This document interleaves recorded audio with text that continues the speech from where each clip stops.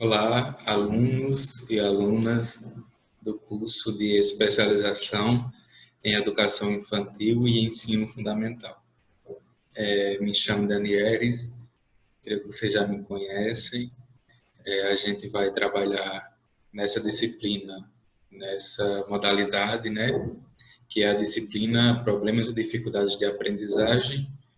E a gente vai trabalhar um pouco sobre os déficits de aprendizagem, as problemáticas, né, que existem no ensino infantil e ensino fundamental. No decorrer da disciplina, né, a gente vai aqui começar pelos objetivos, o objetivo geral, que é usar em diferentes contextos a prática profissional escolares, que seja creches, escola, ou apoio escolar, ou não escolares, né, que é empresas, áreas da saúde e instituições sociais, que essa disciplina ela pode ajudar o profissional a compreender melhor a área, né, de problemas e dificuldades de aprendizagem dentro desses eixos, né, dentro dessas áreas de trabalho. Os objetivos específicos, né, que é compreender como se dá a produção do fracasso escolar e a cristalização do não aprender. Identificar as diferenças entre dificuldades de aprendizagem, transtornos e distúrbios de aprendizagem. Compreender o conhecimento produzido sobre os limites e possibilidades de atuação dos professores diante dos problemas de aprendizagem de seus alunos. Iremos abordar os conteúdos, as dificuldades de aprendizagem no contexto escolar, os problemas de aprendizagem e produção do fracasso escolar, e para finalizar, a gente vai finalizar, é possível superar os transtornos de aprendizagem. Então, a gente começa já aqui na unidade 1, falando um pouco, né, sobre as dificuldades de aprendizagem no contexto. Que tipos de dificuldades são essas, né? Como é que a gente pode passar por essas dificuldades e como a gente pode chegar a um denominador comum, certo? Aí já na unidade 2, são os problemas de aprendizagem e a produção do fracasso escolar, que a gente ouve falar muito, né, no fracasso. O que está dando errado, o que deu errado, né? E a aprendizagem ela pode levar a um fracasso dentro de um contexto escolar, né? O problema de aprendizagem pode levar a esse fracasso. E na unidade 3, a gente termina, né, com a indagação, vai terminar com a indagação de como superar esses transtornos de aprendizagem, né? Será que não existe uma solução, né? Será que o transtorno existe, mas a gente não pode criar métodos para superar esse transtorno? Então, essas 3 unidades, elas estão em conjunto, né? Uma vai levando a outra e assim a gente vai compreendendo melhor o processo de aprendizagem, né? O processo de aprendizagem dentro de um contexto mais amplo, né, que é a educação infantil e também o ensino fundamental, que pode ser aplicado também ao ensino médio e ao ensino superior.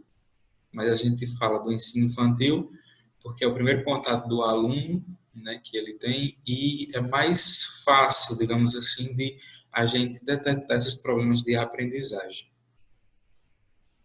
Aqui na unidade 1, as dificuldades de aprendizagem no contexto escolar. O termo desenvolvimento é facilmente associado ao aumento de estruturas físicas e orgânicas do indivíduo. Porém, ele é mais amplo, pois determina o processo ordenado e contínuo, que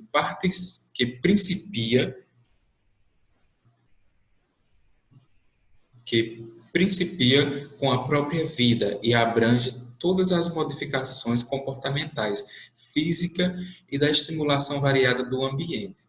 Já o aprendizado é o resultado da estimulação do ambiente sobre o indivíduo. Abrange os hábitos que formamos os aspectos de nossa vida efetiva, assimilação de valores culturais. Enfim, a aprendizagem se refere a aspectos funcionais que são amadurecidos por meio da estimulação recebida pelo indivíduo ao longo da vida. Essas são citações de José, né, e Coelho, de 1997. E temos aqui também o processo de ensino-aprendizagem, né, que é de Gista, de 85, que ele fala: a aprendizagem é em sua natureza complexa e permeada por fatores políticos, econômicos, culturais e sociais. Partindo desse pressuposto, destacam-se algumas categorias fundamentais que são importantes no processo de aprendizagem, como o empirismo e o ambientalismo, né? Onde o professor é o centro do processo de aprendizagem, que organiza as informações por meio externo para serem interligadas pelos alunos. Assim, estes se tornam apenas receptores de informações. Então, o empirismo e o ambientalismo, ele tem o professor como centro, né? E tendo o professor como centro, é como se o aluno fosse o receptor dessas informações, ou seja, o professor ele vai elaborar, né, e ele se torna, de certa forma, o protagonista em liberar o conhecimento. Então, o empirismo e o ambientalismo, o professor é o centro e o aluno é o receptor para receber as informações que estão sendo repassadas pelo interlocutor, que é o professor. Ou seja, ele é o principal protagonista, certo? No cenário escolar, há muitas expectativas acerca do processo de desenvolvimento das crianças, por parte de professores, da família, da escola e sociedade. Então, existem muitas expectativas, né? Principalmente quando a gente vê que o aluno está com aquele déficit de aprendizagem, que a escola ela deve sim engajar mais, né, nesse processo de diagnóstico. A família, quando ela percebe que o aluno está com déficit de aprendizagem, a família procura a escola. Então, deve haver esse engajamento de professores, família e da própria escola no geral, né? E também da sociedade. Muitas crianças aprenderão a ler e a escrever sem grandes dificuldades. No entanto, outras, para obter sucesso, precisarão de alguma ajuda especial. O fracasso escolar nas séries iniciais tem sido algo preocupante e motivo de atenção de muitos estudiosos profissionais que buscam explicar tais fatores que têm interferido nesse processo. Então, muito tem preocupado os profissionais, né, tanto professores, tanto gestão, né, e principalmente os estudiosos, com relação a crianças que têm aquele distúrbio de aprendizagem, né, que não conseguem ler e não conseguem escrever. Né? Então, há esse processo de estudo para diagnosticar e para saber os motivos que levam as crianças a passarem por esse problema, né, que a gente vai ver mais à frente que motivos podem levar a esse transtorno. As dificuldades de aprendizagem são difíceis de defini-las, né? Não há algo específico. A gente não pode chegar e dizer e definir, né, que dificuldades são essas, pois formam um grupo heterogêneo, podem ser categorizadas como transitórios ou permanentes, sendo que podem ocorrer em qualquer momento do processo de ensino-aprendizagem, que corresponde a déficits funcionais superiores, como linguagem, percepção, raciocínio lógico, cognição, atenção e efetividade. Né? É comum percebermos que o ato de não aprender tem sido frequentemente associado à figura do aluno problema. Né? Então, aqui temos alguns autores que eles embasam isso, né? Que eles falam que o déficit de aprendizagem, ele tem vários fatores superiores, né? Ele não é só um déficit em si, ele pode ser correspondido à linguagem, à percepção, raciocínio, cognição, atenção e afetividade. Então, essas características, esses processos, né, elas estão dentro desse processo, estão dentro desse módulo, né, de dificuldades de aprendizagem. Ou seja, ele é algo heterogêneo, ele tem algo que vai levar a outro. né? Ele não é algo homogêneo, ou seja, ele não é algo que se limita a uma só problemática, né? Ele tem variados tipos de problemática em um único fator. Andrade, em seu embasamento, ele faz uma reflexão, que é a seguinte: qual o significado dos termos alunos com problema ou dificuldade de aprendizagem?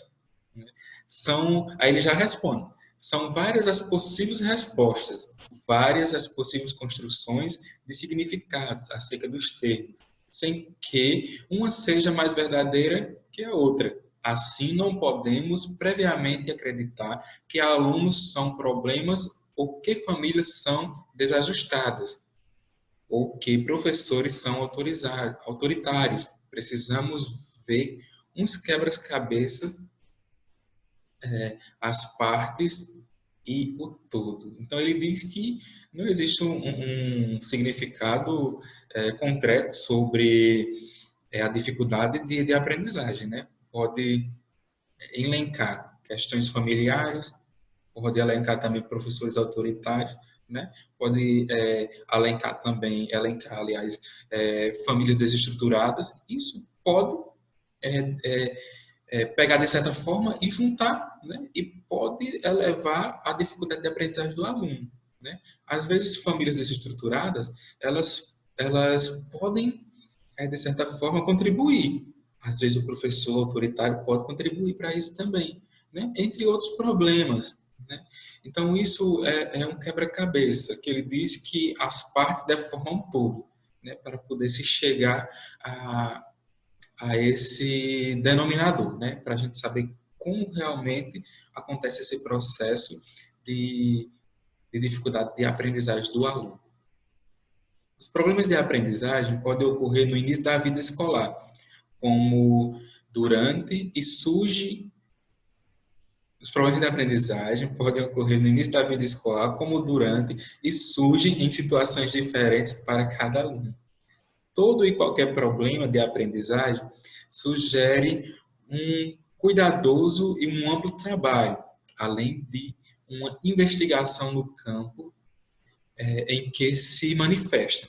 Este trabalho envolve a participação do professor, da família e da criança, né, também, para fazerem uma análise da situação e levantar informações sobre o que está representando esta dificuldade ou empecilho para que o aluno não aprenda. Então, essa é uma citação de José Coelho, né?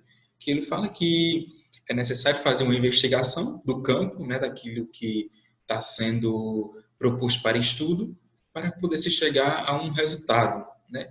Pode ser problemas familiares, como já foi falado, pode ser autoritarismo do professor, pode ser alguma outra dificuldade que o aluno tem, que isso pode possibilitar, de certa forma, esse déficit de aprendizagem do aluno, né?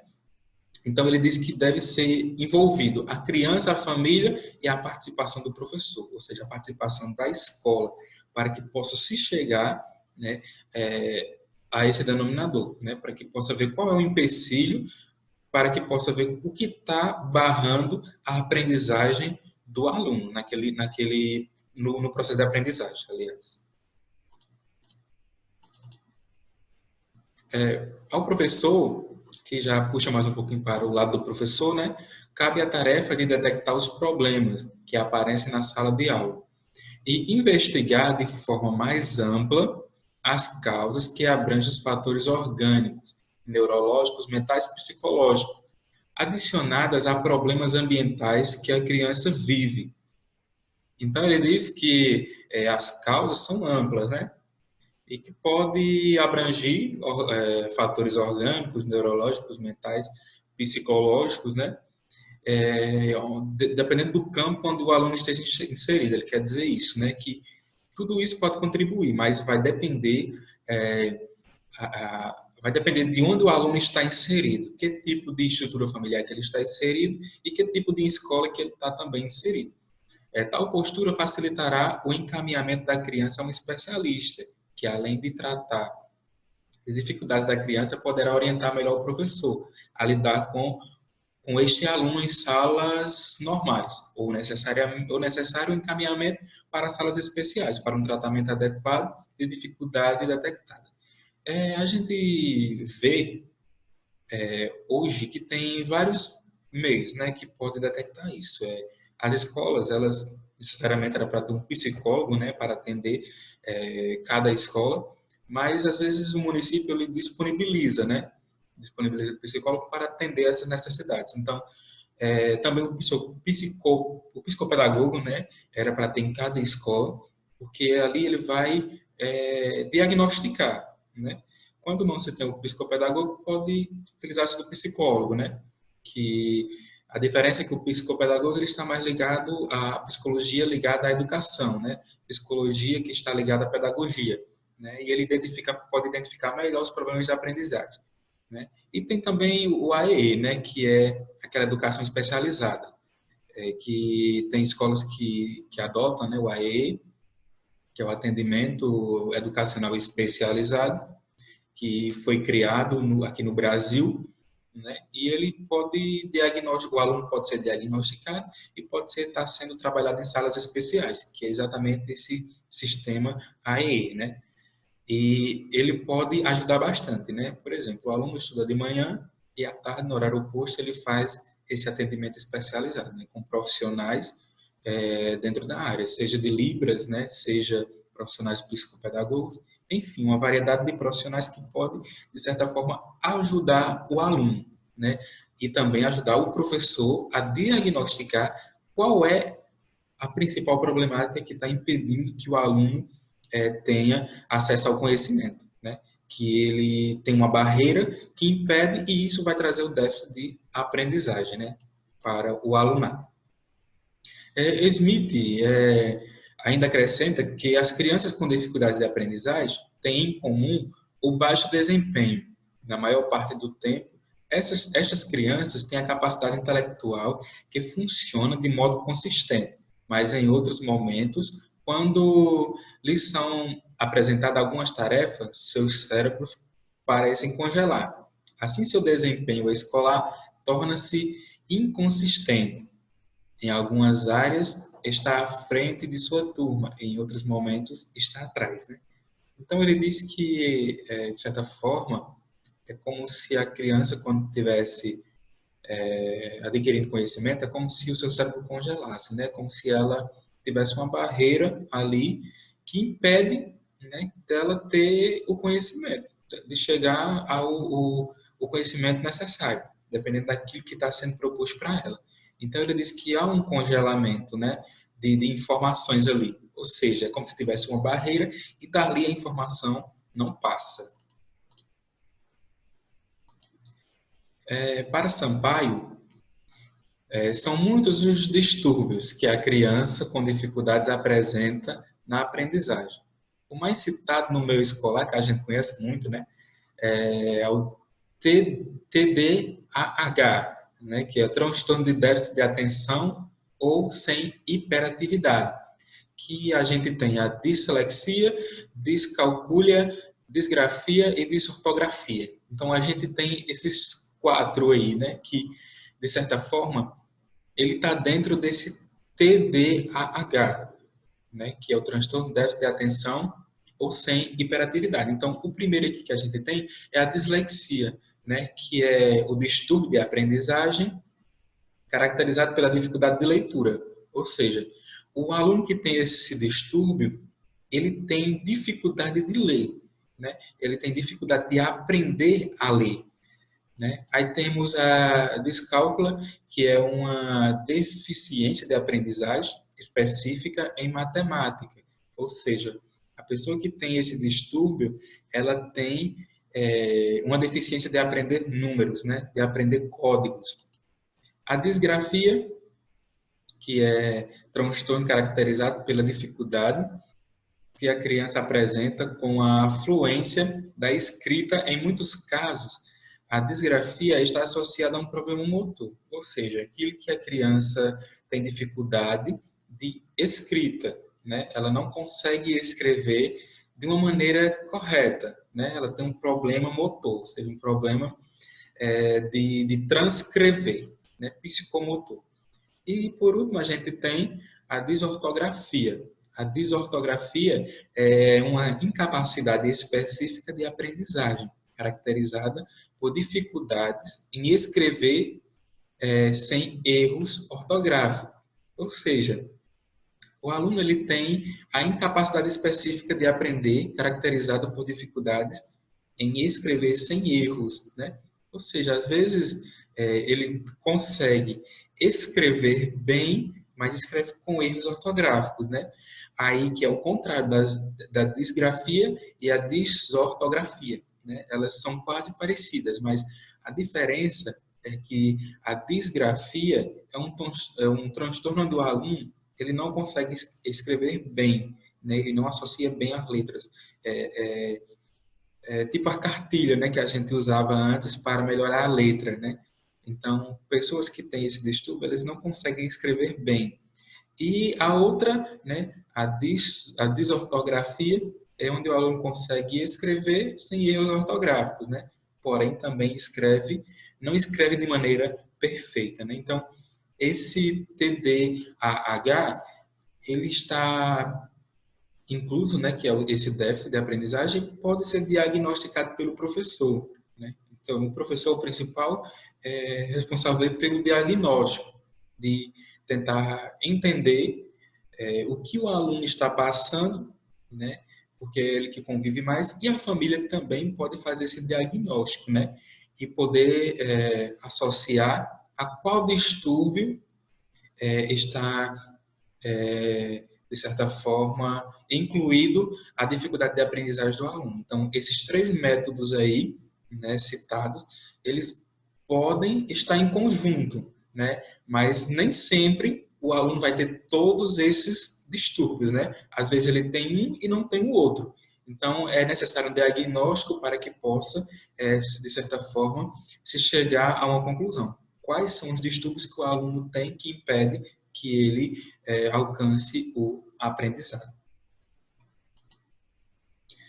Enquanto as dificuldades emocionais se expressam muitas vezes por sintomas bem específicos, como tiques, terrores noturnos, enurece e sucção do polegar, tais dificuldades não estão relacionadas ao funcionamento escolar, embora seja necessário oferecer ajuda específica para evitar a ansiedade da criança, não dando margem de dificuldade de relação com os colegas ou de adaptação do ambiente escolar. Então, a gente finalizou a unidade 1, quando falou sobre os transtornos, né, do aluno, que pode elevar, né, esses transtornos, o que pode ocorrer. E é necessário que o professor ele seja o principal meio, né, para que venha diagnosticar. A família também é importante, a gestão, ou seja, um trabalho conjunto para que venha diagnosticar essa problemática, né, que o aluno muitas das vezes passa e a gente não percebe, né? Então, quando for diagnosticado, é necessário procurar ajuda, né? Seja de um psicopedagogo, de um psicólogo, dependendo da situação, né? Porque, às vezes, feito o diagnóstico, não é necessário que o aluno venha passar por um acompanhamento mais amplo, né? Ou seja, há coisas que podem ser resolvidas no ambiente escolar e no ambiente familiar.